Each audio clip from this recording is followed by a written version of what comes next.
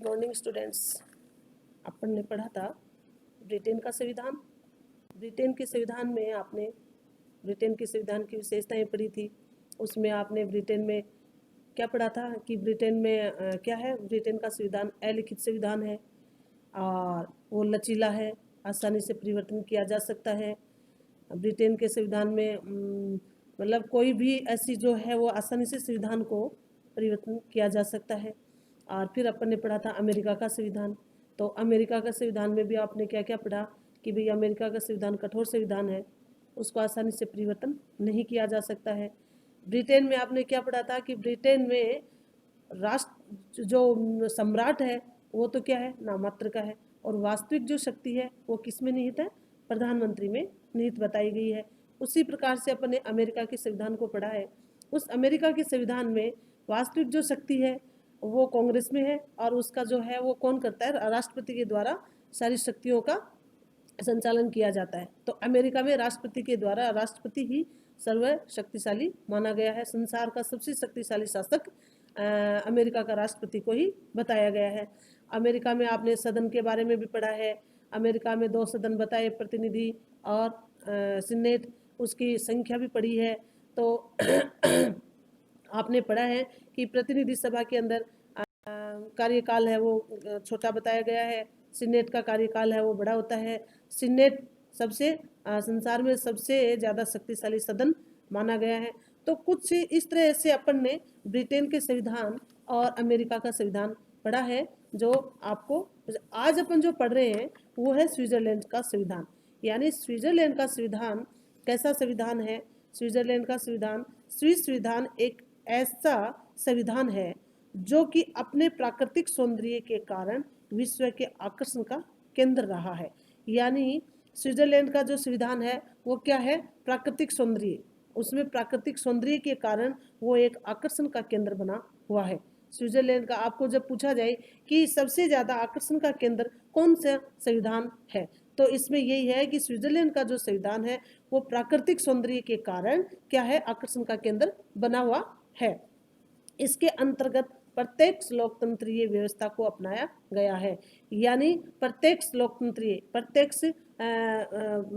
लोकतंत्र का मतलब व्यवस्था जो की गई है वो किसमें है, स्विट्जरलैंड के संविधान में ही की गई है। प्रत्यक्ष लोकतंत्र की व्यवस्था को अपनाया गया है। वो संविधान कौन सा बताया गया है, स्विट्जरलैंड का संविधान बताया गया है। यानी प्राकृतिक सौंदर्य के कारण क्या है, वो आकर्षण का एक केंद्र बना हुआ है, और वहाँ पे यानी स्विट्जरलैंड के अंदर लोकतांत्रिक व्यवस्था को भी अपनाया गया है। सबसे पहले लोकतांत्रिक व्यवस्था को कहाँ अपनाया गया था, स्विट्जरलैंड में। साथ ही ये लोकतंत्रीय व्यवस्था के कारण प्रत्यक्ष लोकतंत्र का घर रहा है। यानी प्रत्यक्ष लोकतंत्र का जो घर है वो स्विट्जरलैंड को बताया गया है कि सबसे पहले प्रत्यक्ष रूप से लोकतंत्र का जो मतलब व्यवस्था हुई थी वो किसकी थी, स्विट्जरलैंड की ही बताई गई है। इंग्लैंड संसदीय पद्धति की संस्थाओं का जन्मदाता है। यानी इंग्लैंड में, यानी आपने ब्रिटेन में पढ़ा था, वहां पे क्या कौन सा पढ़ा था, वहां क्या थी, संसदीय पद्धति प्रणाली अपनाई गई थी। और अमेरिका में संघ प्रणाली का। तो और अब ये पूछा जाए कि अमेरिका में क्या था, तो अमेरिका में तो संघ प्रणाली का आदर्श है, और इंग्लैंड यानी ब्रिटेन के अंदर संसदीय पद्धति की संस्थाओं का अपनाई गई है। और स्विट्जरलैंड के अंदर क्या है, प्रत्यक्ष लोकतंत्र को अपनाया गया है। तो इसलिए स्विट्जरलैंड के संविधान को सौंदर्य, प्राकृतिक सौंदर्य के कारण उसको एक आकर्षण का केंद्र बताया गया है। वहाँ पे प्राकृतिक सौंदर्य अति सुंदर बताया गया है, और उसी के कारण वह के एक आकर्षण का केंद्र है।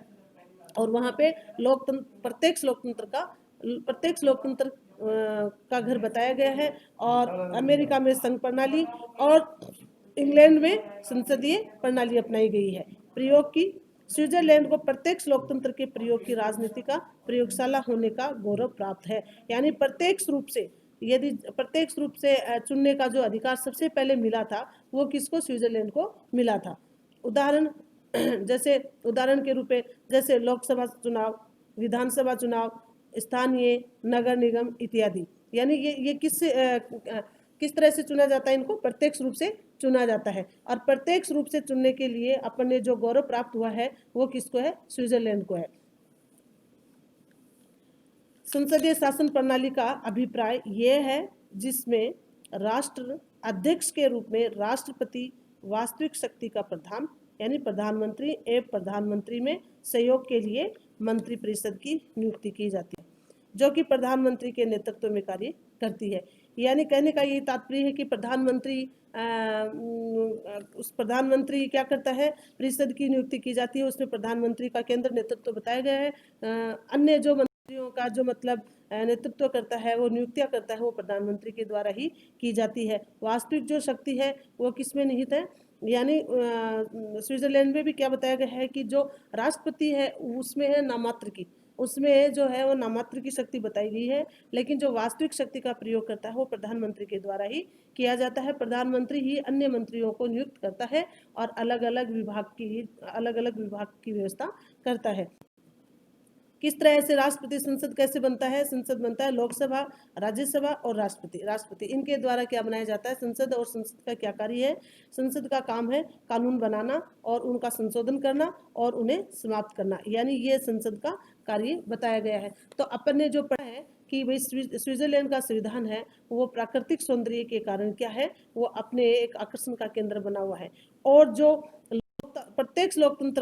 प्रत्येक जो लोकतंत्र है वो स्विट्जरलैंड को ही मतलब राजनीति की प्रयोगशाला होने का कारण बताया। सबसे पहले जो मतलब सबसे पहले जो प्रत्येक लोकतंत्र का जो गौरव प्राप्त हुआ है वो किसको हुआ है, स्विट्जरलैंड को ही हुआ है। प्रत्येक लोकतंत्र का चुनाव प्रत्यक्ष रूप से चुना गया, प्रत्यक्ष रूप से चुनने का अधिकार स्विट्जरलैंड में सबसे पहले बताया गया है। और इंग्लैंड के अंदर संसदीय पद्धति की संस्थाओं को और अमेरिका में संघ प्रणाली को अपनाई गई है। तो स्विट्जरलैंड क्या है, एक बहुत ही अच्छा सौंदर्य मतलब बहुत ही प्राकृतिक सौंदर्य है, इसलिए वो हर व्यक्ति के आकर्षण का केंद्र बना हुआ है। और इसके अंतर्गत लोकतंत्र की व्यवस्था को अपनाया गया है। लोकतंत्र यानी प्रत्यक्ष रूप से चुन करके व्यक्ति को चुना जाएगा और उसको आगे व्यवस्था के लिए कार्य दिया जाएगा। इसीलिए यहाँ पे भी राष्ट्रपति को नाममात्र का बताया गया है। और जो वास्तविक जो शक्ति है वो प्रधानमंत्री में ही निहित बताई गई है कि प्रधानमंत्री ही अन्य मंत्रियों को नियुक्त करेगा और अलग अलग विभाग को नियुक्त करके अलग अलग विभाग की उन मंत्रियों को जिम्मेदारी देगा। लेकिन आपने देखा है कि स्विट्जरलैंड में प्रधानमंत्री को राष्ट्रपति को नाममात्र का क्या बताया है, नाममात्र का एक शक्ति दी है और वास्तविक जो शक्ति है वो किसमें, प्रधानमंत्री में। लेकिन जब अपन ने पीछे अमेरिका के संविधान को पढ़ा है उसमें राष्ट्रपति में ही सारी शक्तियां निहित है, क्योंकि जो भी कार्य होगा, जो भी कार्यपालिका से संबंधी, विधायक संबंधी, जो न्यायिक संबंधी जो भी शक्तियां हैं वो सारी शक्ति किसमें निहित है, राष्ट्रपति में निहित बताई गई है।